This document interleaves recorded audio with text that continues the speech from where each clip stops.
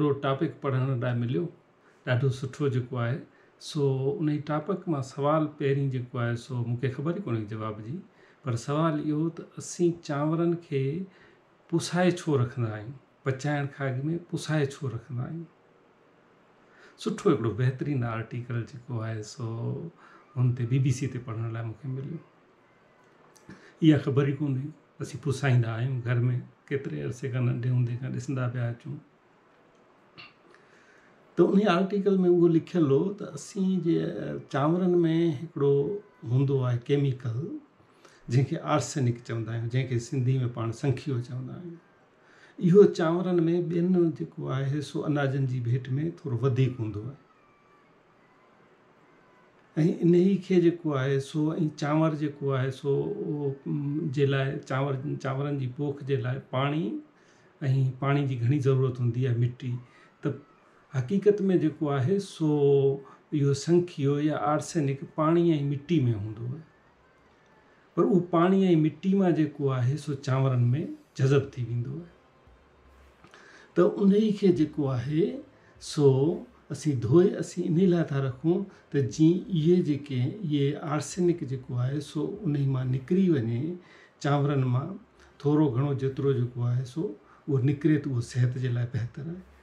त कोशिशि इहा ई हूंदी आहे त चांवरनि खे जेको आहे पाण कलाकु ॾेढ अॻु में पुसाए रखंदा आहिनि, पर चवनि था त जेको आहे रिसर्च जे मुताबिक़ राति जो पुसाए रखो, ॿिए ॾींहुं पचायो ऐं पचाइण वक़्तु जेको आहे हुनखे चङे नमूने धोयो त आर्सेनिक संखियो मां निकिरे। उहो हिकिड़े क़िस्म जो संखियो आर्सेनिक इहो हिकिड़े क़िस्म जो ज़हर आहे ऐं जेको माना सिहत जे लाइ नुक़सानकार आहे। ऐं चवनि था त कैंसर जी बीमारी में बि जेको आहे सो संखियो या आर्सेनिक हिकिड़ो वॾो रोल प्ले करे थो।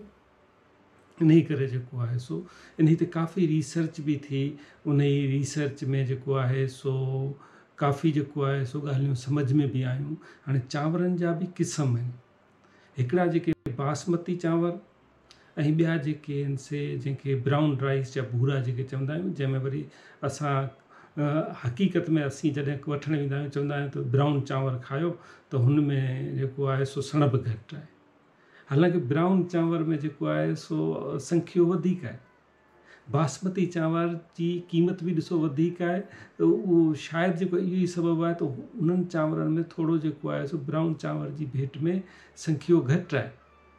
इहे शयूं मूंखे त घटि में घटि ख़बर कोन हुई, मूंखे ख़बर इहा पई त हाणे जेको आहे सो दुनिया जेको आहे यूरोपीय यूनियन जेको आहे सो कैंसर जे मर्ज़ जी विबा खे थोरो घटाइण जे लाइ इहा कई आहे त भई चांवरनि में केतिरो मिक़दारु हुजणु घुरिजे संखीअ जो, जेको उहे त क़ाबिल क़बूल हूंदो आहे, पर थोरो घणो जेको आहे सो उन ई खे ईअं न त चांवरनि में तमामु घणो मिक़दारु थी वञे।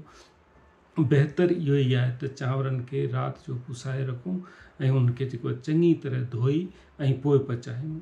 ऐं ॿी सलाह इहा बि ॾिनी वई आहे त चांवरनि खे जेको आहे सो तव्हां पचायो था उन टाइम पहिरियों ओॿारे हिकिड़ो पाणी कढी वठो, पोइ वरी जेको आहे सो हुनखे पचण ॾियो, त हिन सां जेको आहे सो आर्सेनिक जेको आहे सो घणो जेको आहे सो निकिरी वेंदो।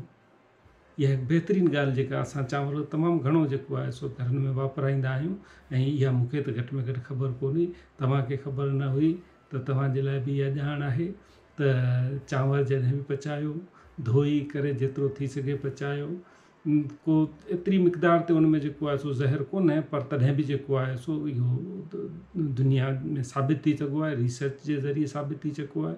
हिकिड़ो डॉक्टर आहे, हुनजो नालो जेको आहे सो डॉक्टर एंडी मिहार्ग, उन ई तमामु घणी रिसर्च कई। डॉक्टर एंडी मिहार्ग तमामु घणी रिसर्च कई इन ई ते त चांवरनि जे माना आर्सेनिक ऐं ॿियूं ऐं माण्हू खाइनि था त घणियूं फाइंडिंग्स थियूं। त बसि इहा जेका आहे सा हिकिड़ी तव्हांखे बि ॼाण मिली हुजे त तव्हां बि अॻिते फैलाइजो। बसि इहो टॉपिक मूंखे सुठो लॻो, इन करे मूं तव्हां सां बि शेयर कयो। तव्हांजा लख कुर्ब, तव्हां मूंखे ॿुधो ऐं असांजे चैनल बिम एंटरटेनमेंट फेसबुक पेज बि जेको आहे बिम एंटरटेनमेंट जे नाले सां आहे, लाइक करियो, कमेंट करियो, शेयर करियो, दोस्तनि में वंडियो ऐं असांखे दुआनि में यादि रखिजो।